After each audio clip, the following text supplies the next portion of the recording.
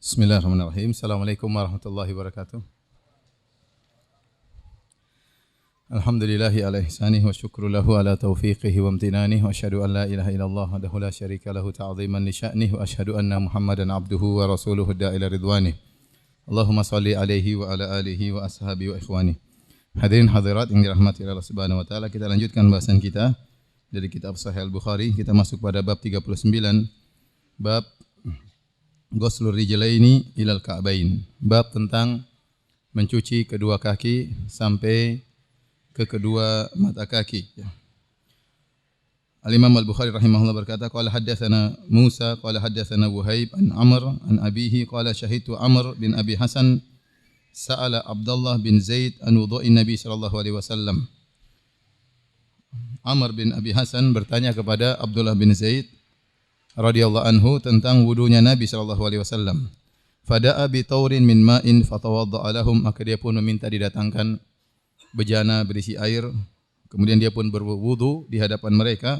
Wudu an-Nabi sallallahu alaihi wasallam, bagaimana cara wudunya Nabi sallallahu alaihi wasallam. Fa akfa ala yadihi min at-tauri fa ghasala yadayhi thalathan, maka dia tuangkan miringkan bejana tersebut ke tangannya, kemudian dia pun mencuci kedua tangannya 3 kali.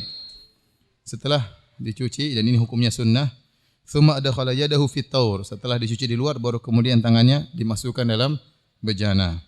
Famat madha wastanshaqa wastanthara thalatha ghurafatin, maka beliau berkumur-kumur, istinsyak dan beristinsar dengan 3 kali cidukan, 3 kali cidukan. Jadi sekali cidukan langsung berkumur-kumur, sebagian airnya dihirup istinsyak, kemudian dihembuskan, ya. Menghirup air di hidung namanya istinsyak, mengeluarkannya namanya istinsar. Tsumma adkhala yadahu fa ghassala wajhahu thalathan, kemudian dia pun masukkan tangannya lagi, maka dia pun mencuci wajahnya 3 kali. Tsumma ghassala yadayhi marratain ilal mirfaqain, kemudian dia pun mencuci kedua tangannya sampai ke mirfaqain 2 kali, 2 kali kanan, 2 kali kiri. Ini juga saya sudah pernah sampaikan dalil bahwasanya boleh sebagian 2, sebagian 3, ya. Sebagian 1 enggak ada masalah, yang penting minimal 1 kali. Tsumma adkhala yadahu famasaha ra'sahu fa aqbala bihima wa adbara marratan wahidah.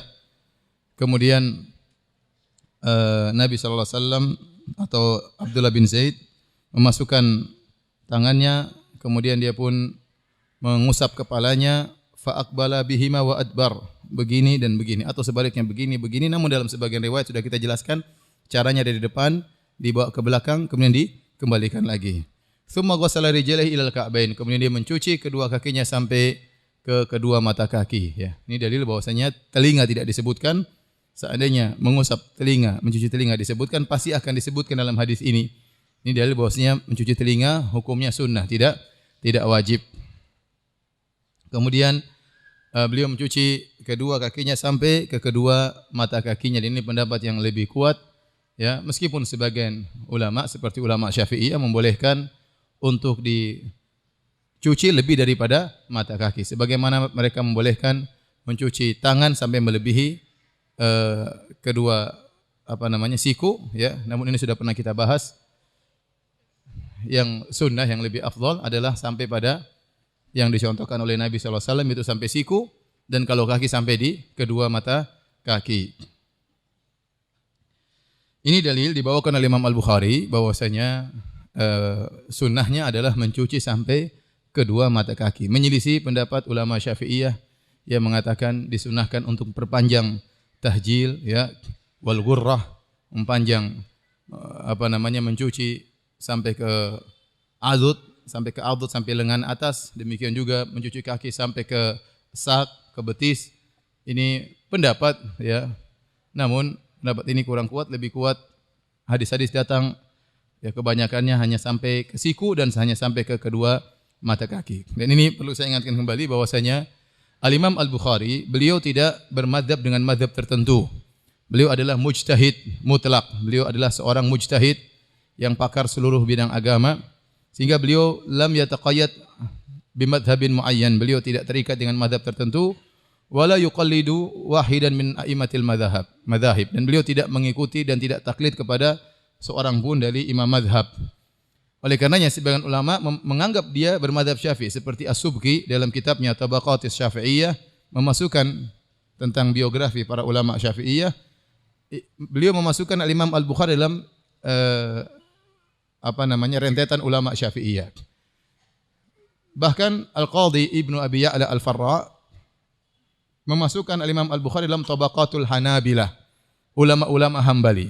Imam Bukhari dimasukkan juga ke dalam ulama Hambali. Yang benar dia tidak bermadzhab Syafi'i dan juga tidak bermadzhab Hambali. Oleh karenanya beliau memiliki fikih tersendiri, wa fiqhuhu fi tarajumihi, dan fikihnya Imam Al-Bukhari pada judul-judul bab yang beliau buat dalam Sahih Bukhari. Oleh karenanya banyak beliau membuat judul-judul bab. Contohnya saya dalam kitab Al-Wudu yang judul-judul bab tersebut menyelisihi mazhab Syafi'i. Menyelisihi mazhab Syafi'i rahimahullahu ta'ala. Jadi dalil bahwasanya beliau tidak bermadzhab dengan mazhab tertentu meskipun beliau datang setelah Al-Imam Syafi'i dan Imam Ahmad ya. Rahimahullahu jami'an. Tapi kita lanjutkan.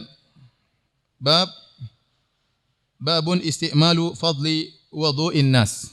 Bab tentang menggunakan sisa air yang telah digunakan untuk berwudu oleh orang lain. Jadi ada orang-orang sudah pakai air wudu tersebut, ada sisanya. Boleh enggak kita pakai air sisa tersebut untuk berwudu? Ya, sisa dari air yang tadi sudah digunakan berwudu oleh orang lain. Wa amara Jarir bin Abdullah radhiyallahu anhu ahlahu an yatawaddau bi fadli siwakihi. Kemudian beliau membawakan athar dari Jarir bin Abdullah radhiyallahu ta'ala anhu di mana Jarir bin Abdullah memerintahkan keluarganya untuk berwudu dari sisa air yang dia gunakan untuk bersiwak. Seakan-akan Jarir bin Abdullah memasukkan siwaknya ya untuk melembutkan siwaknya di air, kemudian dia bersiwak, atau sebaliknya setelah dia bersiwak dia celupkan siwaknya di air bekas, ada air, kata dia berwudu dari air ini. Berwudu dari air yang sudah dia celupkan siwak di dalamnya. Dan ini Imam Al-Bukhari menjadikan dalil bahwasanya siwak sebagaimana dalam hadis kata Nabi sallallahu alaihi wasallam, as-siwaku matharatun lil fam wa mardatun lirrabb.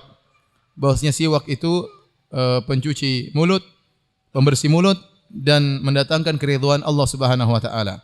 Nah, siwak yang sudah digunakan untuk bersihkan mulut ternyata sisa airnya ya tidak mengapa digunakan untuk berwudu, maka beliau mengatakan demikian juga kalau orang sudah menggunakan air untuk berwudu, sisa airnya masih ada, boleh digunakan untuk berwudu. Kenapa? Karena ini ada khilaf dalam masalah ini, ya. Ada khilaf dalam masalah ini. Ya. Kemudian Imam Al-Bukhari berkata, qala haddatsana Adam, qala haddatsana Syu'bah, qala haddatsana Al-Hakam. Qala sami'tu Aba Juhaifah yaqulu kharaja alaina Rasulullah sallallahu alaihi wasallam bil hajirah. Aku mendengar Abu Juhaifah radhiyallahu anhu berkata, Nabi sallallahu alaihi wasallam keluar menemui kami bil hajirah, yaitu di siang bolong, panas terik. Fa utiya bi wudu'in fatawaddaa. Maka Nabi sallallahu alaihi wasallam didatangkan air wudu. Kalau wudu pakai dhamma artinya perbuatan wudu, kalau pakai fathah wudu artinya air wudu. Itu bahasa Arab. Kalau pakai dhamma wudu artinya perbuatan wudunya, kalau pakai fathah maftuhah al-wudu airnya. Ya. Faja'alan nasu ya'khuduna min fadli wudu'ihi. Setelah Nabi berwudu, maka orang-orang pun mengambil sisa air bekas wudu Nabi sallallahu alaihi wasallam. Fayatamassahuna bihi, maka mereka pun mengusapkan air tersebut ke tubuh mereka, mencari keberkahan tentunya. Fa shallan Nabi sallallahu alaihi wasallam adh-dhuhra rak'ataini. Nabi sallallahu alaihi wasallam pun salat zuhur 2 rakaat, wal asra rak'atain, itu Nabi jamak takdim. Nabi salat zuhur 2 rakaat, kemudian Nabi salat asar 2 rakaat, jamak takdim di qasar. Wa baina yadayhi anazah, di depannya ada semacam tongkat ya. Sutrah Nabi sallallahu alaihi wasallam ya.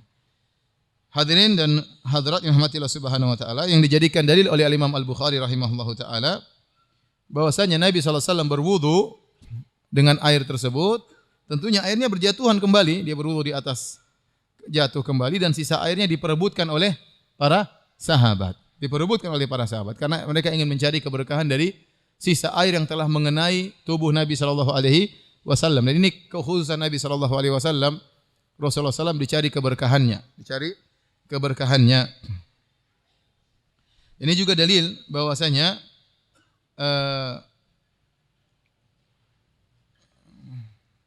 bahwasanya air bekas wudu ya tidak najis, tidak najis.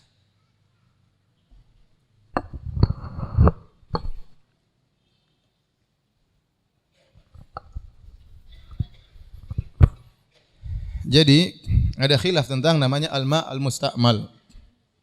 Al-ma al-musta'mal. Kita tahu dalam mazhab Syafi'i al-ma al-musta'mal, air yang bekas dipakai untuk bersuci tidak boleh digunakan lagi untuk bersuci lagi, ya. Yaitu air bekas bersuci. Apakah bekas mandi?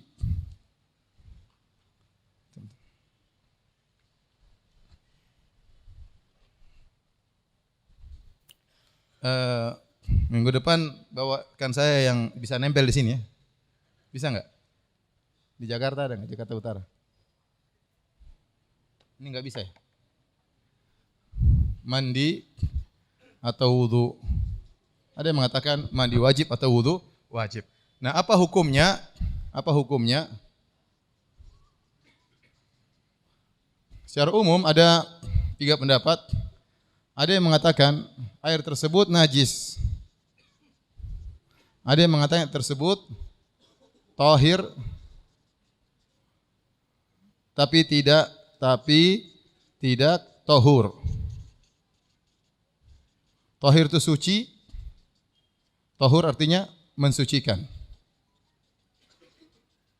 Pendapat yang ketiga mengatakan air tersebut tahur, suci dan mensucikan, tetap saja. Yang pertama mengatakan air tersebut karena sudah dipakai untuk berwudu maka berubah menjadi najis. Tapi ini dibantah dalam terlalu banyak hadis ya. Di antaranya tadi bekas Nabi berwudu, kalau najis enggak mungkin para sahabat akan bertabarruk dengan suatu yang najis. Paham? Ternyata sisa air wudu tersebut dipakai oleh para sahabat mencari barokah. Yang kedua, pendapat mengatakan air tersebut, ini mazhab jumhur ulama, bahwasanya air tersebut tadinya tahur, tadinya suci dan mensucikan, setelah digunakan untuk bersuci, tinggal sucinya doang. Air ini tidak najis, dia suci, tapi kalau buat wudu enggak boleh lagi. Kenapa? Karena dia sudah digunakan untuk apa? Berwudu. Atau dia sudah digunakan untuk mandi, maka tidak boleh digunakan untuk bersuci kedua kali. Pendapat ketiga, air tersebut tidak berubah, ya. Air tersebut tetap tahur, tetap suci dan mensucikan. Dan pendapat yang lebih kuat adalah pendapat ini, innal ma'a tahurun. Sungguhnya air itu adalah suci dan mensucikan. Adapun dalil-dalil yang mengatakan air berubah dari suci mensucikan jadi tinggal suci saja, maka dalil-dalilnya kurang kuat. Namun ini khilaf yang sangat kuat antara pendapat ini dan pendapat ini. Cuma saya lebih condong pada pendapat bahwasanya air tersebut tidak berubah statusnya, tetap saja suci dan mensucikan. Kenapa? Karena tidak ada dalil yang menunjukkan dia berubah status dari mensucikan hanya menjadi suci saja. Ya. Ini khilaf di kalangan para ulama. Insyaallah nanti mungkin ada pembahasan ya.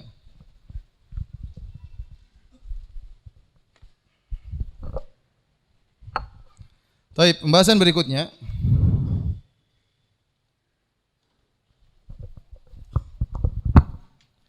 tentang mencari keberkahan. Mencari keberkahan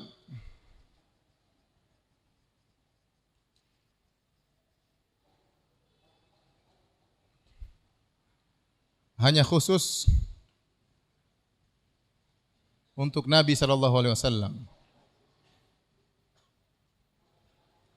Para sahabat tidak, oleh karenanya tidak diriwayatkan bahwasanya sebagian sahabat mencari keberkahan dari sahabat yang lain. Tidak ada yang mencari keberkahan dari sisa wudunya Abu Bakar, sisa mandinya Abu Bakar, dari baju bekas yang dipakai oleh Abu Bakar, dari keringatnya Abu Bakar, enggak ada. Adapun Nabi terlalu banyak riwayat ya. Nanti akan datang juga. Nabi SAW bekas wudu, maka para sahabat rebut-rebutan. Kadu yaktatilun, sampai disebutkan hampir-hampir mereka bunuh-bunuhan. Ini mubalagh, artinya mereka benar-benar rebutan sisa wudu Nabi SAW. Nabi SAW waktu haji, kemudian beliau mencukur rambutnya, Nabi suruh bagi-bagi kepada para sahabat. Nabi sengaja suruh bagi-bagi. Ya. Nanti Nabi juga suruh minum bekas wudunya. Ya, dan banyak dalil ya. Bahkan Nabi kalau buang-buang ludah, para sahabat berebut-rebutan untuk mendapatkan ludah Nabi sallallahu alaihi wasallam. Demikian juga para sahabat berusaha memakai baju bekas Nabi sallallahu alaihi wasallam karena pernah mengenai jasad Nabi sallallahu alaihi wasallam dan keringat Nabi sallallahu alaihi wasallam. Dalam hadis tatkala Nabi sallallahu alaihi wasallam memakai baju yang lusuh, kemudian ada seorang wanita memberikan hadiah kepada Nabi sebuah baju. Maka sang perawi berkata, fa akhadhaha Nabi sallallahu alaihi wasallam, maka Nabi sallallahu alaihi wasallam mengambil baju tersebut muhtajan ilaiha, karena Nabi membutuhkan baju tersebut. Waktu Nabi setelah pakai, tiba-tiba datang sahabat berkata, "Ya Rasulullah, ma ahsanaha." Ya Rasulullah, begitu indah baju barumu. Uksuniha, berikanlah saya untuk saya pakai ya Rasulullah. Dan Rasulullah sallam, ya, ma su'ila an syai'in faqala ma su'ila an syai'in qad faqala la. Di antara sifat Nabi, Nabi tidaklah diminta sesuatu, sama sekali Nabi tidak pernah mengatakan tidak. Kalau dia punya, dia pasti kasih. Karena sahabat ini melihat Nabi baru pakai baju, maka dia minta baju dan Nabi pasti kasih. Maka Nabi buka baju tersebut, Nabi kasih kepada sahabat ini. Akhirnya sahabat-sahabat lain protes. Kamu ini gimana? Ya, Nabi, kamu tahu Nabi kalau diminta tidak pernah nolak. Kamu minta baju baru, Nabi baru pakai, diminta, Nabi pasti kasih. Kamu pintar sekali. Kata sahabat ini, bukan apa-apa. La'alli ukaffanu fiha. Kata dia, saya berharap dikafankan dengan baju tersebut. Fakanat kafanahu. Maka akhirnya baju tersebut menjadi kain kafan sahabat ini. Intinya apa? Dia ingin mencari keberkahan dari Nabi sallallahu alaihi wasallam. Jadi jasad Nabi, badan Nabi, rambut Nabi, keringat Nabi, ludah Nabi, semuanya berkah. Dan itu hanya khusus untuk Nabi sallallahu alaihi wasallam. Tidak diriwayatkan dari sahabat yang lain. Ya, makanya Nabi sallallahu alaihi wasallam awal dia ludah, Nabi sengaja meludah kepada sahabat karena Nabi tahu ludahnya apa? Berkah. Betapa banyak sahabat yang sakit Nabi ludah matanya. Ya. Sembuh. Kalau kita yang ludah tambah sakit matanya. Jadi ini tidak dikiaskan kepada para sahabat yang lain.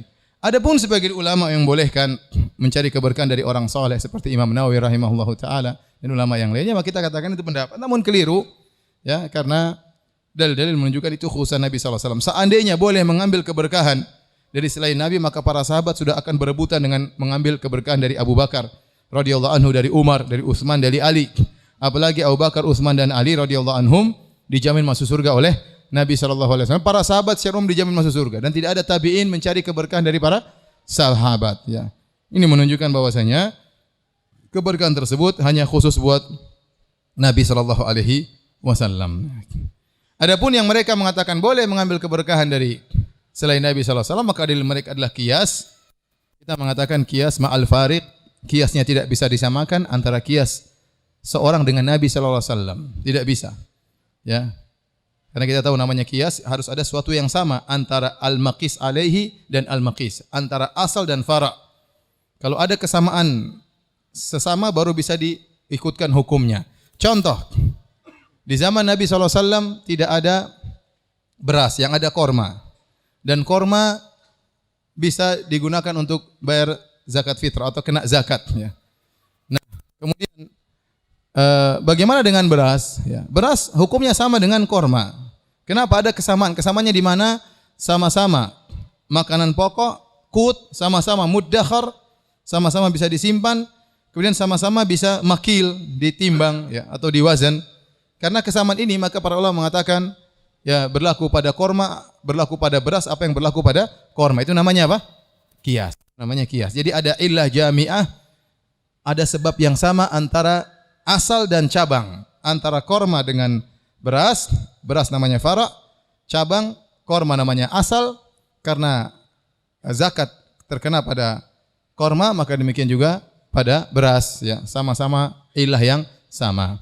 Nah, kita bilang hal itu tidak bisa kita terapkan antara Nabi sallallahu alaihi wasallam dan ulama. Misalnya Nabi sallallahu alaihi wasallam ulama atau Pak Yai misalnya. Taib.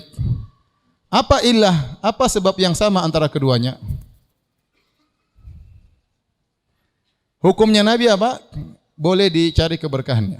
Boleh dicari keberkahan badannya, liurnya, ludahnya, rambutnya, dan lain-lain. Nah, apakah hukumnya bisa disamakan ulama dalam hal ini? Sehingga ulama juga boleh dicari keberkahan badannya, liurnya, ludahnya, rambutnya dan lain-lain. Nah, bagi yang mengatakan boleh, kata mereka ada ilah yang sama, ada sebab yang sama. Apa sebab yang sama? Kata mereka sebab yang sama adalah kesolehan. Karena Nabi SAW adalah soleh, ulama juga soleh, maka bisa dikiaskan ulama dengan Nabi SAW. Kita bilang kalau maksud antum kesolehan apa? Kalau maksudnya kesolehan, tingkat kesolehan yang sama, maka mustahil. Kenapa? Karena kesolehan Nabi tidak bisa dikiaskan dengan yang lainnya. Jangankan Nabi, Abu Bakar yang dijamin masuk surga, kata Umar bin Khattab radhiyallahu anhu, walau wuzina imanu ummah ma imani Abi Bakrin la rajiha imanu Abi Bakrin. Seandainya imannya umat ditimbang dengan imannya Abu Bakar, maka masih lebih berat imannya Abu Bakar. Abu Bakar tidak bisa dibandingkan dengan Nabi sallallahu alaihi wasallam. Abu Bakar hanyalah satu kebaikan dari jutaan kebaikan Nabi sallallahu alaihi wasallam. Bagaimana mau disamakan Abu Bakar dengan Nabi yang pernah melihat neraka langsung, yang pernah melihat surga langsung, yang pernah melihat malaikat, yang pernah berbicara langsung dengan Allah, yang pernah Isra Mi'raj. Bagaimana mau disamakan imannya Nabi dengan imannya Abu Bakar? Jadi kesolehan tidak mungkin sama. Kalau begitu, kalau dikatakan illah jami'ah, sebab yang sama adalah kesolehan, maka kita tidak terima. Karena kesolehan Nabi tidak sama dengan kesolehan seorang pun. Mereka bilang maksud kami bukan tingkat kesolehan, tapi akar kesolehan. Nah, kita bilang kalau akar kesolehan, setiap orang punya akar kesolehan. Setiap seorang mukmin pasti ada akar kesolehan. Saya punya akar kesolehan, antum punya akar kesolehan, ya. Nah, kalau sebabnya adalah akar kesolehan, maka kita akan boleh mencari berkah dari siapapun dari mukmin ini. Paham? Ya bukan cuma saya, nanti saya sisakan minum saya. Jangan rebutan ya. Ya antum juga bisa sekarang. Apa bedanya? Mana standar kesolehan? Mana standar kesolehan boleh kita ngambil berkahnya? Enggak ada. Mau standar paling atas jelas beda antara seorang dengan Nabi SAW. Mau standar paling bawah kita semua punya akar kesolehan. Terus mana yang mau dijadikan illah jami'ah, sebab untuk mengkiaskan? Oleh karena tidak ada dalil bahwasanya Abu Bakar dahulu habis cukur rambut bagi-bagi rambutnya, enggak ada. Kalau saat itu boleh dilakukan kepada seorang misalnya yang dianggap soleh, maka sudah. Kalau dia cukur rambut, dia jangan buang ya. Ya. Kemudian dia kumpulkan, ya, bisa dia bagi-bagikan kepada orang di jalanan ya. Saya pernah di Masjid Nabawi habis ceramah, ada orang kemudian datang bawa gelas. Ustaz, tolong tiup Ustaz. Saya bilang buat apa? Meskipun Ustaz tidak yakin, saya yakin. Subhanallah. Ini yang ngajarin siapa? Ustaz apa? Dia maksa, saya bilang enggak. Enggak. Kata dia, yang aneh dia mengatakan meskipun Ustaz tidak yakin, saya yakin. Gimana sih, saya saja enggak yakin, ente yakin. Jadi yang benar bahwasanya untuk cari keberkahan hanyalah Nabi SAW secara jasad. Adapun keberkahan ulama, maka dari petuah-petuah mereka, dari majelis-majelis mereka, dari buku-buku mereka, itulah keberkahan mereka. Bukan badan mereka, bukan ludah mereka, bukan rambut mereka, bukan. Itu khusus untuk Nabi sallallahu alaihi wasallam. Taib, di sini juga dalil bahwasanya Nabi sallallahu alaihi wasallam tatkala sedang nazil, jadi musafir ada dua model, ada dalam perjalanan, ada nazil. Nazil itu sedang berhenti, sedang berhenti. Kalau seorang dalam perjalanan, terutama iza jaddas sayr, perjalanan berat, maka dianjurkan dia untuk menjamak. Dianjurkan dia untuk apa? Menjamak. Tetapi kalau idza lam yajid sayr, jika ternyata perjalanan tidak berat, maka yang dianjurkan dia hanya mengqasar tanpa menjamak. Yang dianjurkan dia hanya mengqasar tanpa menjamak. Tapi seandainya dia menjamak, maka boleh.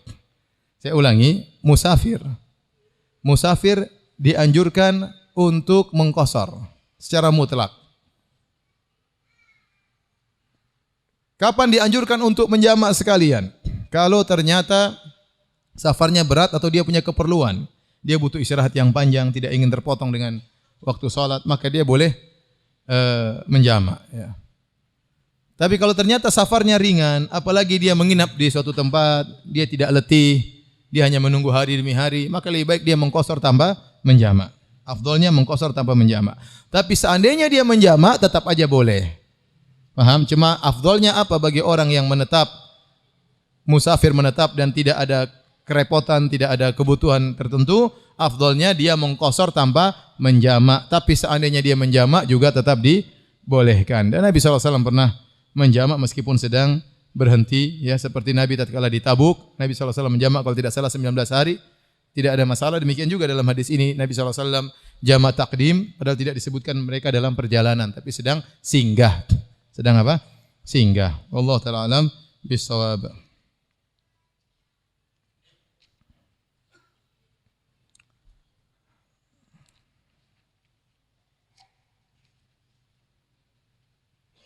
Baik, kita lanjutkan hadis berikutnya. Masih dalam hadis yang sama tentang boleh menggunakan sisa air dari wudu orang lain. Imam Al-Bukhari berkata,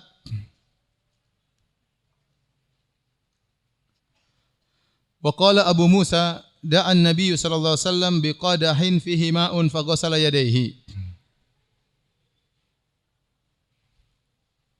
Dari Abu Musa Al-Asy'ari, beliau berkata, Nabi SAW minta didatangkan gelas atau tempat bejana, fihi ma'un, di situ ada air. Faghasala yadayhi wajahu fihi, maka beliau pun mencuci tangannya dan mencuci wajahnya pada tempat tersebut. Ya, mungkin begini depan di atas tempat tersebut. Jadi cuci tangan, kemudian mencuci wajahnya di tempat tersebut. Berarti airnya apa? Kembali. Wa majja fihi, kemudian dia ludahkan di situ. Dia kumur-kumur, kemudian dia semprotkan atau semburkan di mana? Di bejana tersebut. Kemudian qala lahuma, Nabi berkata kepada dua orang sahabat tatkala itu, ishraba minhu, minumlah dari air ini. Wa afrigha ala wujuhikuma wa nuhurikuma, dan tuangkanlah air ini ke wajah kalian berdua dan ke leher-leher kalian, dada-dada kalian berdua. Ya, ini menunjukkan Nabi suruh mereka untuk mencari keberkahan dari air yang sudah merupakan bekas Nabi sallallahu alaihi wasallam. Bahkan Nabi mensemburkan air di qadah tersebut atau di bejana tersebut. Ini dalil bahwasanya bekas Nabi mencuci tangan, bekas Nabi mencuci wajah tidak mengapa, ya, digunakan lagi. Kemudian hadis berikutnya, Al-Imam Al-Bukhari berkata, qala haddatsana Ali bin Abdullah qala haddatsana Ya'qub bin Ibrahim bin Sa'ad qala haddatsana Abi an Salih an Ibn Shihab Az-Zuhri qala akhbarani Mahmud ibn Rabi' qala wa huwa alladhi majja Rasulullah sallallahu alaihi wasallam fi wajhi wa huwa ghulam min bi'rihim. Mahmud bin Rabi' adalah seorang sahabat. Waktu dia berumur 4 tahun atau 5 tahun, Nabi sallallahu alaihi wasallam pernah mengambil air dari sumur mereka, kemudian Nabi masukkan dalam mulutnya, kemudian Nabi semburkan ke wajah Mahmud bin Rabi' dan dia mengingat kisah tersebut. Dia mengatakan, Nabi pernah menyemburkan air ke wajahku waktu saya masih kecil, umur masih 5 tahunan. Ini dalil bahwasanya apa yang dia ingat boleh dia riwayatkan di kemudian hari setelah dia dewasa. Wa qala Urwah anil Miswar wa ghairihi yusaddiqu kullu wahidin minhuma sahibahu. Ini hadis maksudnya dari Al-Miswar dan ghairihi, selain Miswar. Dan kata Al-Imam Al-Bukhari saling menguatkan di antara Al-Miswar dan yang lainnya. Yang hadis ini diriwayatkan dalam beberapa sanad saling menguatkan. Kemudian isinya, wa idza tawadda'a an-nabi sallallahu alaihi wasallam kanu yaqtatiluna ala wudu'ihi. Dan jika Nabi sallallahu alaihi wasallam berwudu, maka para sahabat berebut-rebutan sampai seakan-akan bertempur dalam memperebutkan bekas wudu Nabi sallallahu alaihi wasallam. Sekarang sebagian orang demikian, ya. Misalnya ulamanya minum dan dia sengaja sisakan. Setelah dia pergi, murid-muridnya bertempur memperebutkan apa? Sisa air minum tersebut. Dan sebagian mereka sengaja meninggalkan. Ya mungkin dia berkeyakinan demikian, tapi saya katakan pendapat tersebut tidak kuat. Yang benar itu hanya untuk siapa? Nabi sallallahu alaihi wasallam. Dalam riwayat yang lain, kadu yaqtatiluna. Bukan kanu, tapi kadu, yaitu hampir mereka bunuh-bunuhan, hampir mereka berperang gara-gara memperebutkan sisa wudu Nabi sallallahu alaihi wasallam. Ya. Hadis ini datang dalam kisah Urwah bin Mas'ud Ats-Tsaqafi. Tatkala beliau bertemu dengan Nabi sallallahu alaihi wasallam, kemudian beliau kabarkan kepada Quraisy. Beliau berkata, aku tidak pernah menemukan suatu kaum yang begitu cinta kepada seorang seperti sahabat Muhammad kepada Muhammad sallallahu alaihi wasallam. Adalah Nabi jika membuang ludah maka mereka menada ludah Nabi sallallahu alaihi wasallam. Kalau Nabi setelah berwudu mereka berebut-rebutan hampir bunuh-bunuhan untuk merebutkan wudu Nabi sallallahu alaihi wasallam, menunjukkan bagaimana besarnya cinta para sahabat kepada Nabi sallallahu alaihi wasallam. Hadis berikutnya babun tanpa judul, ya, seakan-akan dia adalah cabang daripada bab sebelumnya. Kata Imam Al-Bukhari babun qala haddatsana Abdurrahman bin Yunus qala haddatsana Hatim ibnu Ismail anil Ja'di qala sami'tu Sa'ib bin Yazid yaqul Sa'ib bin Yazid berkata zahabat bi khalati ila Nabi sallallahu alaihi wasallam, bibiku membawaku bertemu dengan Nabi sallallahu alaihi wasallam. Faqalat, kemudian bibiku berkata, ya Rasulullah, inna ibna ukhti waqi'un. Ya Rasulullah, sungguhnya ponakanku ini, yaitu anak dari saudari perempuanku, ponakanku ini sakit. Dalam riwayat waj'un, ya. Atau waqi'un, ada yang mengatakan itu ada sakitnya di kaki. Kakinya sakitnya di kaki. Dan ini kata para ulama dalil boleh seorang mengabarkan tentang rasa sakitnya, boleh. Saya lagi sakit. Tetapi tidak boleh dalam kondisi mengeluhkan sakitnya kepada manusia, itu tidak boleh. Ini namanya mengeluhkan Allah kepada makhluk. Kenapa yang mentakdirkan dia sakit siapa? Allah Subhanahu wa taala. Kemudian dia mengeluhkan, aduh saya sakit enggak sembuh-sembuh. Seakan-akan dia mengeluhkan Allah kepada makhluk. Tapi kalau dia kabarkan bukan dalam rangka untuk mengeluh, tapi mengabarkan, kamu kenapa enggak ini, saya lagi sakit. Kenapa enggak pengajian, saya lagi sakit. Enggak ada masalah. Atau datang kepada dokter, saya sakit ini untuk cari obat, enggak ada masalah. Tapi kalau dia menyampaikan rasa sakitnya dalam bentuk mengeluh, ini yang tidak diperbolehkan. Seakan-akan dia mengeluhkan Allah kepada makhluk. Ya. Seharusnya seorang mengeluhkan makhluk kepada Khalik. Ya. Kalau dia mengeluh kepada Khalik, enggak ada masalah. Itu bukan sebaliknya mengeluhkan Allah kepada makhluk. Kemudian kata Sa'ib bin Yazid, "Famasaha ra'si wa da'ali bil barakah." Maka dia pun mengusap kepalaku. Lalu Nabi sallallahu alaihi wasallam mengusap kepalaku. Lalu Nabi sallallahu alaihi wasallam mendoakan keberkahan bagiku. Tsumma tawaddaa. Kemudian dia pun berwudu. Fasyaribtu min wudu'ihi, maka aku pun minum dari bekas wudu Nabi sallallahu alaihi wasallam. Tsumma qumtu khalfa dhahrihi, kemudian aku pun berdiri, aku pergi ke belakang Nabi sallallahu alaihi wasallam. Fa nadhartu ila khatamin nubuwah baina katifaihi, maka aku pun melihat di belakang Nabi ada cap kenabian. Baina katifaihi, di antara dua belikat Nabi sallallahu alaihi wasallam. Misla zirril hajalah, bentuknya seperti zir itu kancing, al-hajalah semacam kemah-kemah kecil yang dihias dengan tirai-tirai dan tirai-tirai tersebut diikat dengan apa? Semacam kancing. Seperti misalnya diletakkan di atas onta, ya. Kalau ada seorang putri di atas onta ditutup dengan kemah-kemah kecil, ya. Dihias dengan tempat tidur misalnya. Nah, ditutup dengan tirai-tirai, tirai tersebut dikancing dengan apa? Al-hajalah atau zir al-hajalah. Ini pendapat kedua sebenarnya disebut oleh Ibnu Hajar rahimahullahu taala bahwasanya al-hajalah yaitu thair, burung, semacam burung. Sehingga maksudnya bizirri al-hajalah, sirnya burung, maksudnya seperti telur burung bentuknya.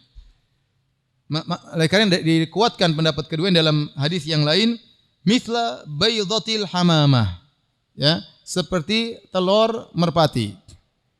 Bundaran daging yang tumbuh di antara dua pundak Nabi sallallahu alaihi wasallam itu seperti besarnya seperti telur merpati. Jadi semacam daging yang tumbuh dan situ ada rambut yang terurai di daging tumbuh tersebut dan itu adalah cap kenabian. Itu bukti bahwasanya dia seorang nabi. Oleh karena dalam kisah yang panjang, tatkala Salman Al-Farisi berpindah dari satu majikan ke majikan yang lain sampai dia meninggalkan agama Majusi, kemudian dia pergi ke seorang rahib pendeta. Pendeta tersebut mengatakan, saya sudah tidak mengetahui ada yang baik, saya akan meninggal ini, pergilah engkau ke rahib satunya. Akhirnya pergi ke rahib satunya, sampai akhirnya rahib tersebut mengatakan, pergilah engkau, sudah saatnya seorang nabi diutus, dan di antara ciri-cirinya, dia punya tanda kenabian di antara dua belikatnya. Maka Salman Al-Farisi waktu ketemu Nabi SAW, Salman Al-Farisi ingin melihat. Yang pertama, Nabi tersebut tidak terima sedekah, yang kedua, Nabi tersebut punya tanda kenabian. Waktu Salman kasih sedekah kepada Nabi, Nabi tidak terima. Kata Salman, ini ciri pertama. Tinggal ciri kedua dia mau cek, yaitu apa? Ada tanda kenabian di antara belikat Nabi SAW. Maka dia lihat ke belakang, ternyata Nabi pakai selendang. Tidak kelihatan. Waktu Nabi tahu Salman ingin mengecek, maka Nabi sengaja melepaskan selendangnya agar dilihat oleh siapa? Salman Al-Farisi radhiyallahu anhu. Ini jadikan dalil oleh Syekh Utsaimin rahimahullahu taala, kalau ada orang ingin tahu sesuatu dari kita dan itu tidak mengganggu privasi kita, maka tidak mengapa kita ceritakan ya. Menyenangkan hatinya. Kenapa? Ada orang kepo. Apalagi pengetahuan itu bermanfaat baginya, ya, kita kasih tahu. Tapi kalau nggak ada manfaatnya nggak usah kasih tahu ya. Ya, nggak usah kasih tahu. Kalau bermanfaat buat dia dan kita ceritakan, mungkin dia ingin tahu pengalaman kita, dia ingin tahu usaha kita, misalnya itu bermanfaat untuk kita, bagi dia ceritakan aja, menyenangkan. Di sunnah Nabi SAW tatkala Salman ingin melihat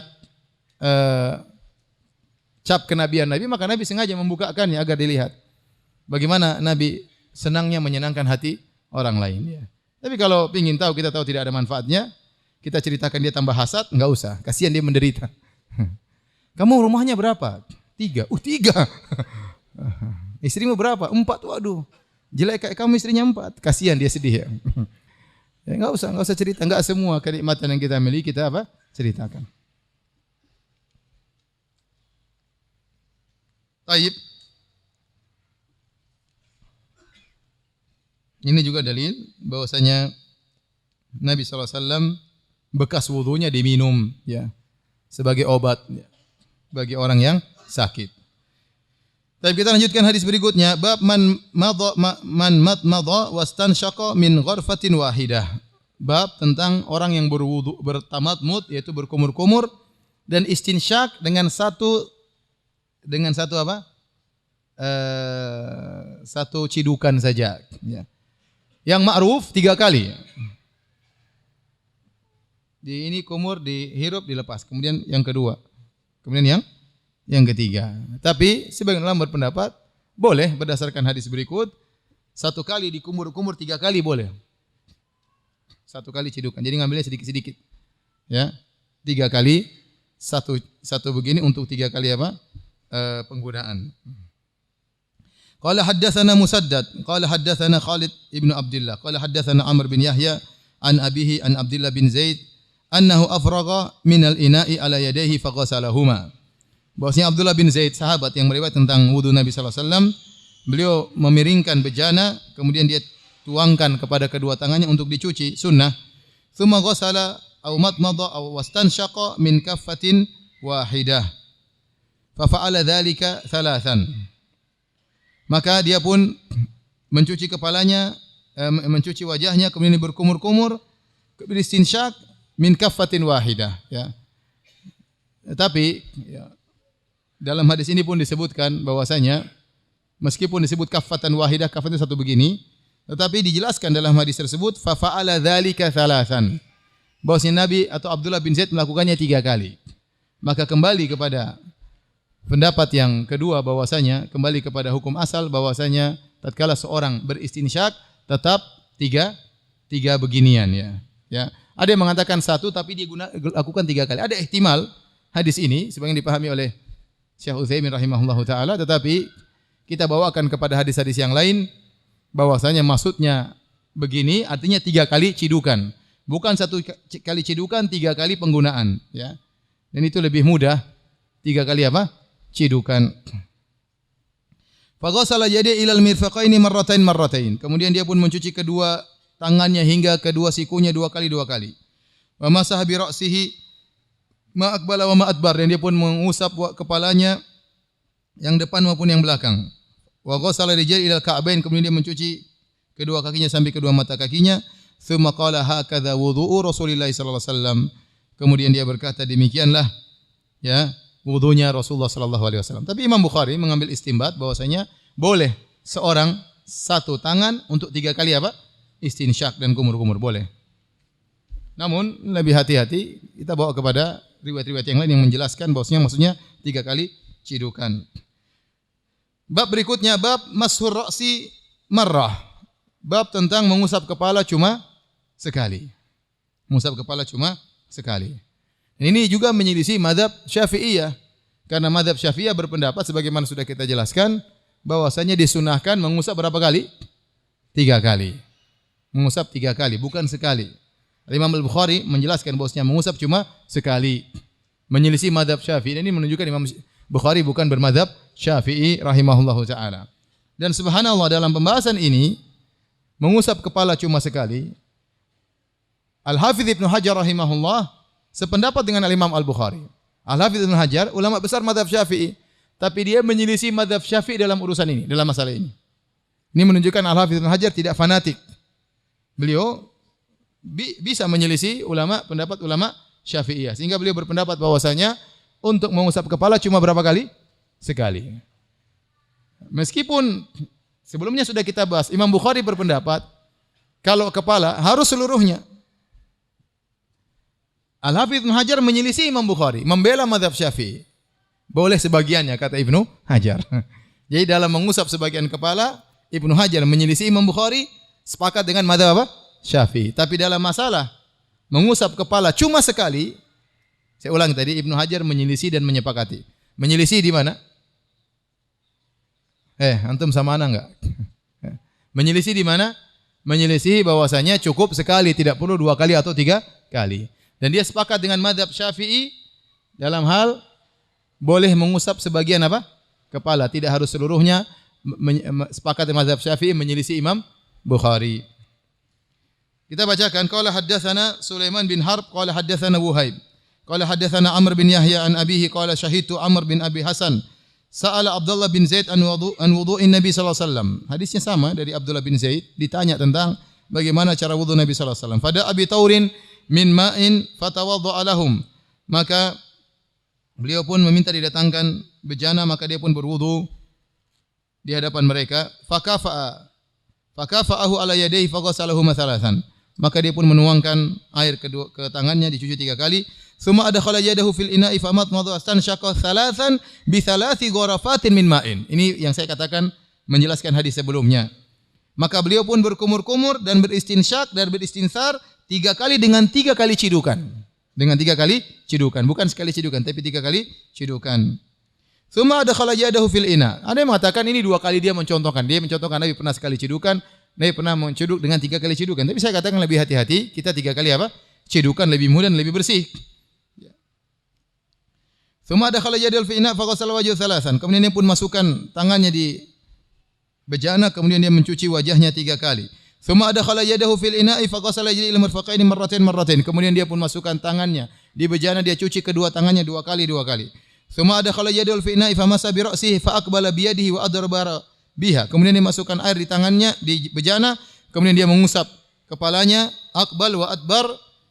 Summa adkhala yadahu fil ina'i faghasala rijali. Kemudian dia masukkan air di bejana, kemudian masukkan tangan di air di bejana, kemudian dia pun mencuci kedua kakinya.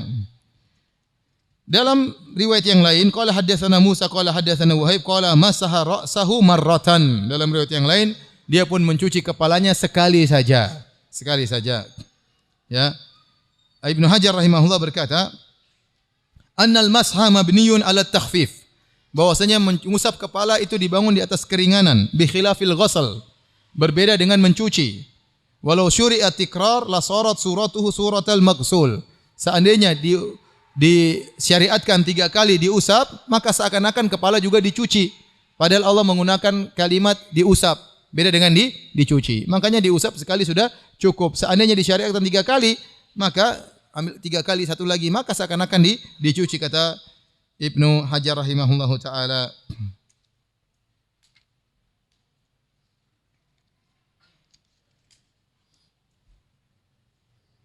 Azan kah? Tapi habis azan kita lanjutkan, yang mau bertanya silakan ya. Lanjut ya. Masih ada waktu enggak? Baik, bab wudu'ir rajuli ma imra'atihi wa fadli wudu'il mar'ah. Bab tentang seorang berwudu bersama istrinya. Boleh. Wudu bareng-bareng ya. Kemudian bagaimana hukum tentang sisa bekas wudu wanita? Wanita sudah berwudu, boleh enggak kita pakai airnya lagi untuk berwudu? Ini Imam Bukhari menginsyaallah ada khilaf. Ini menyelisih pendapat jumhur ulama. Dia berpendapat bahwasanya boleh wudu bareng-bareng, boleh wudu menggunakan bekas wudu wanita, enggak ada masalah. Berbeda dengan pendapat sebagian ulama. Azan ya. Silakan azan dulu. Ini pertanyaan banyak. Sabar untuk mendengar jawaban. Kita lanjutkan aja nanti pekan depan ya. Ini pertanyaan, Ustadz, apakah batal ketika sholat lalu keluar ingus? Enggak. Keluar ingus enggak ada masalah. Yang batal kalau keluar dari kubul maupun apa? Dubur. Selama ingusnya dari atas enggak ada masalah.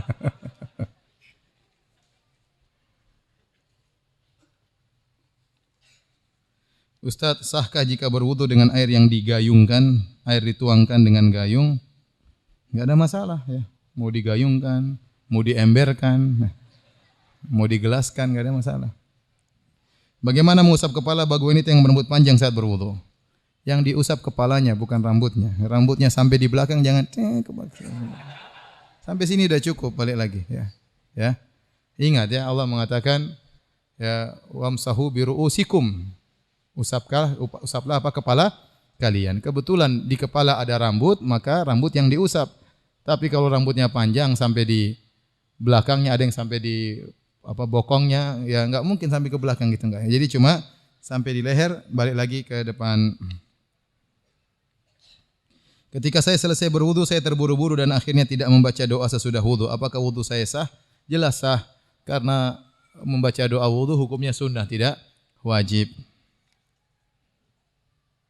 Apa hukumnya mengucapkan bismillah di toilet yang ada WC-nya, tempat buang air besar, sedangkan wudu harus mengucapkan bismillah? Sudah kita jelaskan bahwasanya pendapat yang rajih jumhur ulama, bismillah tidak wajib. Bismillah tidak wajib tatkala berwudu. Oleh karenanya sahabat-sahabat yang meriwayatkan wudu Nabi tidak ada yang memulai dengan mengucapkan apa? Bismillah. Oleh karena hukumnya sunnah. Seandainya orang mengucapkan bismillah, dia mengucapkan sebelum masuk ke dalam WC ya. Kalau dalam WC tidak kurang, ada khilaf juga. Ada yang mengatakan boleh mengucapkan bismillah ya, tapi intinya mengucapkan bismillah tidak wajib. Seandainya seorang berwudu tanpa mengucapkan bismillah, wudunya sah. Apa hukumnya bikin SIM secara nembak? Siapa yang ditembak ini? Karena jika bikin secara normal, sudah pasti tidak lolos. Jadi harus dengan tidak normal, dengan ditembak. Intinya, kalau seorang mengurus sesuatu, ternyata dia berhak tapi dihalang-halangi, dan dia hanya bisa mengambil haknya dengan mengeluarkan uang, berarti dia statusnya dizalimi. Maka itu diperbolehkan, yang dosa yang mengambil. Yang dilarang dikatakan riswah, menyogok. Kalau itu bukan hak dia, kemudian dia berusaha untuk lulus atau mengambil sesuatu yang bukan hak dia, kemudian dia menyogok, maka itulah apa? Riswah. Itu tidak diperbolehkan. Tapi kalau seorang dia mau ngurus sesuatu, tidak mungkin ya, kecuali dengan demikian. Kalau enggak dia enggak bisa, maka yang mengambil yang zalim. Saya pernah mengurus pada tahun 2001 di salah satu kantor imigrasi di tanah air ya. Zaman itu ya, saya ingin urus dengan cara normal, tidak tembak ya. Maka ada yang menawarkan, udah kamu ngurus saja tembak, lebih murah, 300.000 zaman itu. Saya bilang enggak lah, saya enggak mau. Saya mau cara yang jujur. Akhirnya saya ngurus sendiri. Saya ngurus begitu mulus sampai selesai. Begitu selesai, ketika saya mau dikasih, kepala imigrasinya bilang itu bagi-bagi uang sama pegawai saya. Akhirnya kena 500.000 akhirnya. Mending saya tembak dari awal. Ya, mudah-mudahan sekarang sudah tidak demikian ya. Sekarang di era keterbukaan katanya ya. Tapi demikianlah ya. Kalau intinya kalau ada hak kita yang harusnya bisa kita peroleh, tidak bisa kita peroleh kecuali dengan seperti itu, maka kita tidak dikatakan kita berdosa. Tapi masalahnya kalau Anda tidak bisa naik motor terus Anda ingin dapat apa? SIM ya. Dengan cara apa? Nembak ya. Berani-beraninya Anda nembak.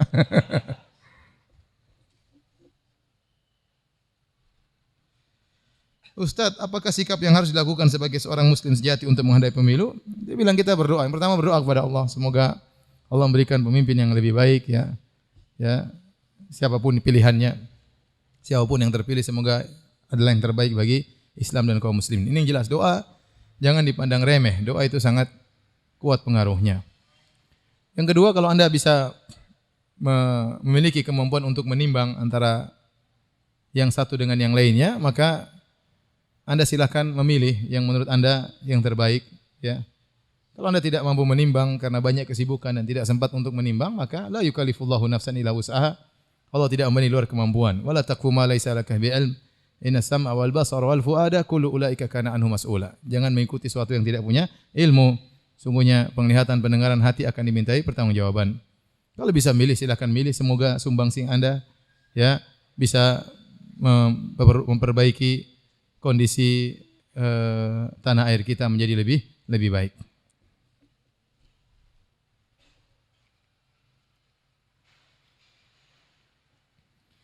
Saya berencana ingin melamar seorang wanita untuk saya jadikan istri. Ya jelaslah melamar untuk jadikan istri. Ini tidak perlu dijelaskan ya.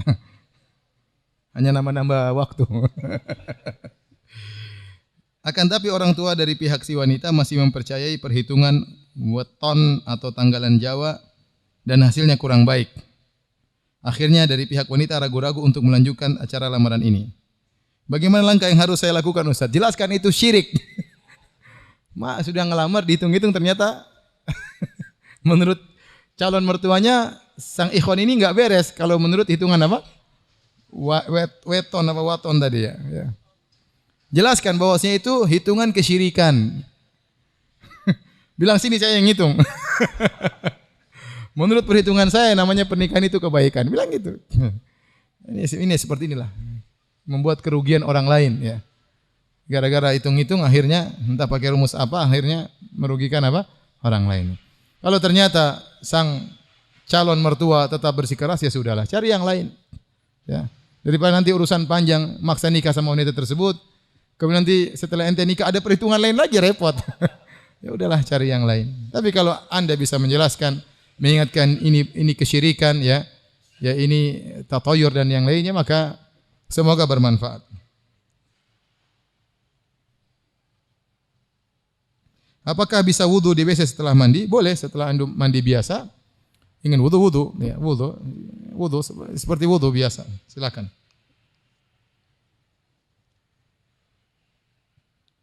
Ustaz, jika kita batal pada saat berwudu, wudunya belum selesai, apakah harus mengulang wudunya? Iya, ulang lagi dari awal.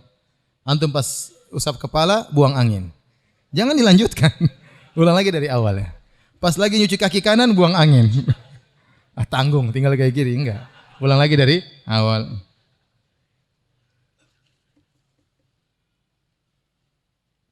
Saat lagi halangan boleh enggak berwudu? Yang benar bahwasanya yang dianjurkan berwudu sebelum tidur atau untuk mengurangi hadas adalah junub. Lelaki junub maupun wanita junub boleh dia berwudu. Kalau dia mandi lebih baik segera hadasnya hilang. Tapi kalau dia berwudu meringankan hadasnya, meringankan junubnya. Dan ini sahih dari Nabi sallallahu alaihi wasallam. Adapun apakah ini bisa dikiaskan kepada wanita haid? Jawabannya tidak. Dan dijelaskan oleh mazhab Syafi'i, Imam Syafi'i juga menjelaskan, Nawawi rahimahullah dan banyak ulama menjelaskan bahwasanya wanita haid tidak bisa dikiaskan dengan junub ya. Buktinya wanita haid pun kalau mandi tidak menghilangkan apa? Hadasnya karena dari haidnya masih keluar. Kalau dia mandi saja tidak menghilangkan hadasnya apalagi hanya sekedar berwudu. Beda dengan junub. Kalau junub dia mandi hilang apa? Hadasnya. Dan kalau dia berwudu diperbolehkan meringankan hadasnya. Maka di sini kias yang tidak tepat mengkiaskan wanita haid dengan junub ya. Dan ini dijelaskan oleh para ulama.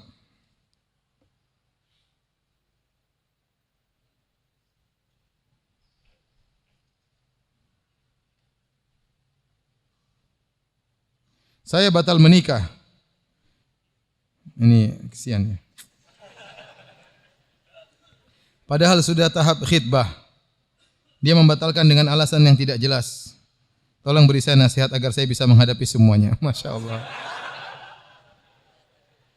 Terutama omongan tetangga yang sudah tahu. Syukran Ustaz. Sabar ya. Hidup ini banyak ujiannya ya. Ya. Pertama kita harus yakin wa asa an takrahu syai'an wa huwa khairul lakum. Bisa jadi engkau membenci sesuatu dan itu lebih baik bagimu. Ya, bisa jadi lebih baik. Wa asa an takrahu syai'an wa yaj'alullahu fihi khairan katsira. Bisa jadi engkau membenci sesuatu dan Allah menjadikan di balik kebencianmu banyak kebaikan yang banyak. Oleh karena seorang husnudzon kepada Allah Subhanahu wa taala, dia tidak tahu kebahagiaannya pada wanita tersebut atau pada wanita yang lain. Dia tolak ya sudah, dia kan sudah berusaha. Al khair khiratullah. Yang terbaik adalah pilihan Allah Subhanahu wa taala. Nah, kalau kita sudah sesuai dengan prosedur, kita sudah berusaha, kita melamar, tahu-tahu dia batalkan tanpa alasan yang jelas, pasti ada alasannya, cuma mungkin dia tidak mau menyampaikan. Mungkin ada laki-laki lebih tampan, Mungkin laki-laki lebih kaya ya. Ya, yang antum datang ngelamar pakai sepeda, yang satunya ngelamar pakai mobil ya. Zaman sekarang sudah tidak ada cinta buta. Wanita bisa bedakan antara sepeda dengan mobil. Ya sudah, yakinlah bahwasanya alhamdulillah antum tidak dapat mertua yang matre ya. Intinya husnuzon kepada Allah. Dan sekarang mulailah pemburuan yang baru ya. Cari lagi akhwat yang lain, masih banyak bunga-bunga yang bertebaran. Ya. Lebih banyak bunga-bunga daripada kambing-kambing ya.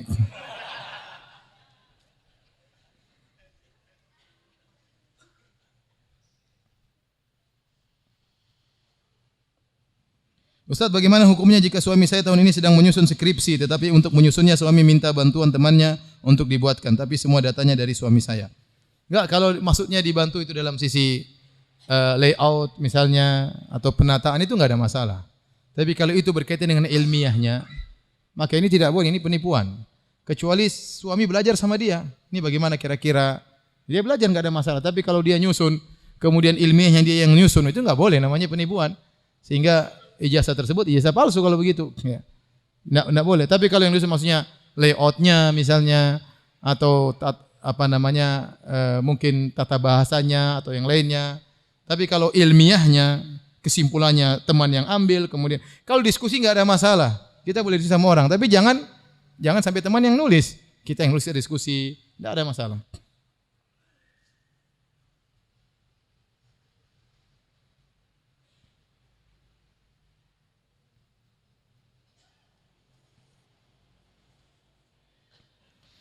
Saya seorang mu'allaf, akhwat. Saat wudu saya membaca niat memakai bahasa Indonesia. Apakah itu menjadi masalah?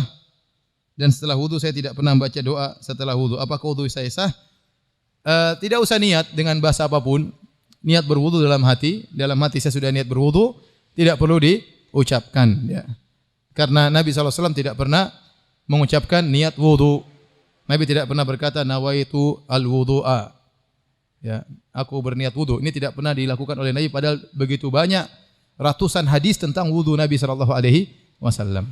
Dan juga tidak pernah diriwayatkan oleh para sahabat ketika mereka hendak berwudu mereka mengatakan aku berniat untuk wudu. Jadi anti muallaf ya, yang baru masuk Islam tidak perlu melafalkan niat berwudu dalam hati. Kita sudah niat berwudu maka sudah sah. Adapun baca doa setelah wudu maka tidak dibaca juga tidak mengapa, sambil sedikit-sedikit anti belajar bagaimana cara doa setelah berwudu, tapi hukumnya sunnah. Sunnah itu maksudnya tidak wajib. Seandainya tidak dilakukan juga tidak mengapa. Semoga Allah ya memperkokoh iman anti, dan anti jangan lupa untuk terus belajar tentang Islam yang begitu indahnya.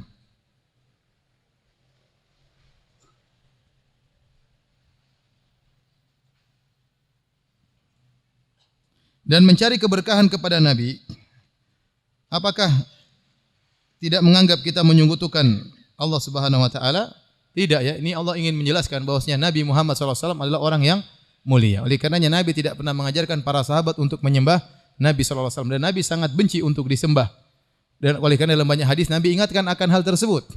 Bahkan kata Anas bin Malik, "Ma kana ahadun ahabba ilaihi min Rasulillah sallallahu alaihi wasallam wa kanu idza ra'ahu lam yaqumu lima ya'lamuna min karahiyatihi lidzalik." Adalah orang yang paling dicintai oleh para sahabat adalah Nabi SAW. Lebih mereka cintai daripada orang tua mereka, daripada anak mereka, daripada diri mereka sendiri. Tetapi kalau mereka melihat Nabi datang, mereka tidak berdiri menghormati Nabi, karena mereka tahu Nabi tidak suka digitukan. Ya, oleh karenanya kalau anti belajar masalah kitab Taurat, anti akan tahu bahwasanya betapa Nabi sangat tidak suka disamakan dengan Allah. Ada seorang pernah berkata, "Masya Allah wa syi'ta," karena kehendak Allah dan kehendakmu wahai Rasulullah. Maka Rasulullah SAW marah. Kata Rasulullah SAW, "Aja'altahu lillahi niddan?" Apa kau menjadikan aku sebagai tandingan bagi Allah Subhanahu wa taala? Ya. Nabi SAW sama sekali tidak pernah mengajarkan untuk beribadah kepada beliau alaihi wasallam. Adapun mengenai keberkahan ini sebagai mukjizat, sebagai bukti dia adalah seorang nabi. Makanya Nabi punya mukjizat-mukjizat yang lain, tapi mukjizat tersebut tidak mengharuskan dia disembah. Contoh Nabi Isa alaihissalam punya mukjizat. Ya, dia bisa membuat patung burung kemudian dia tiupkan burung tersebut terbang. Dia bisa alaihissalam bisa menyembuhkan orang yang kena penyakit baros, ya, orang buta bisa melihat, bahkan orang mati bisa dihidupkan. Tapi itu tidak menjadikan Nabi Isa untuk disembah. Nah, orang-orang Nasara tatkala melihat ini mukjizat luar biasa, mengangkat beliau seperti Tuhan. Padahal beliau bukan Tuhan. Mukjizat itu sebagai bukti dia seorang nabi, bukan sebagai Tuhan. Makanya dia sujud kepada Allah. Dalam Injil pun disebutkan Nabi Isa sujud, Nabi Isa salat, Nabi Isa berdoa. Nah, kalau dia Tuhan, ngapain dia sujud? Sujud kepada siapa? Masa Tuhan sujud? Masa Tuhan beribadah? Kalau dia Tuhan, kenapa dia berdoa? Kalau Tuhan minta, terus siapa yang diminta kalau Tuhannya minta? Ya. Dan ini menunjukkan bahwasanya mukjizat yang dimiliki seorang nabi bukan menunjukkan dia Tuhan.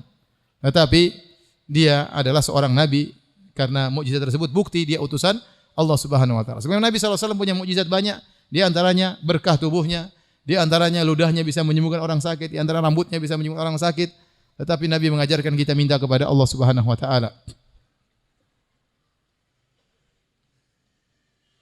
Ustaz, ada pendapat yang mengatakan jika sudah mandi besar, mandi wajib tidak perlu wudu lagi, bisa langsung salat. Itu benar, sudah sering kita jelaskan. Kalau orang mandi junub, mandi besar, bukan mandi biasa, mandi junub, dia lagi janabah, kemudian dia mandi junub, mandinya sah, maka dia langsung bisa salat. Adapun kalau mandi biasa tidak boleh, harus berwudu lagi. Karena di antara syarat wudu adalah tertib, atau rukun wudu adalah tertib. Tertib itu harus dari tangan, kemudian wajah, kemudian tangan, kemudian rambut, baru kepala, baru kaki. Itu harus tertib, enggak boleh dibolak-balik. Sementara kalau kita mandi, memang badan kita semuanya basah, lebih daripada anggota tubuh. Cuma dia tidak ada tertibnya. Dan di antara rukun wudu adalah apa? Tertib. Bagaimana kondisi apabila kita setelah berwudu selalu ingin kentut melulu? Apakah boleh kita tahan karena terkadang setelah diulang wudu pun masih ingin kentut lagi? Ya udah, ulang kentut lagi, ulang lagi. Tapi kalau memang itu pembawaan, wallahu a'lam bishawab, mungkin ditahan tatkala menjelang salat enggak ada masalah ya. Tapi kalau ternyata memang kebelet, ya kentut aja enggak apa. Wudu lagi, kentut lagi, wudu lagi enggak apa, sampai enggak ingin lagi ya. Ya sampai enggak ingin lagi. Bolehkah berwudu dalam keadaan telanjang? Boleh, karena Nabi SAW dan nanti akan datang bagaimana boleh mandi janabah dalam kondisi telanjang, boleh. Padahal mandi janabah juga bersuci, ya. Sama, wudu juga apa? Bersuci. Mandi janabah, bahkan mengangkat hadas besar, itu boleh dalam kondisi tidak berpakaian, apalagi hanya wudu yang mengangkat hadas kecil, maka boleh juga dalam kondisi tidak berpakaian. Wallahu ta'ala alam bishawab. Assalamualaikum warahmatullahi wabarakatuh.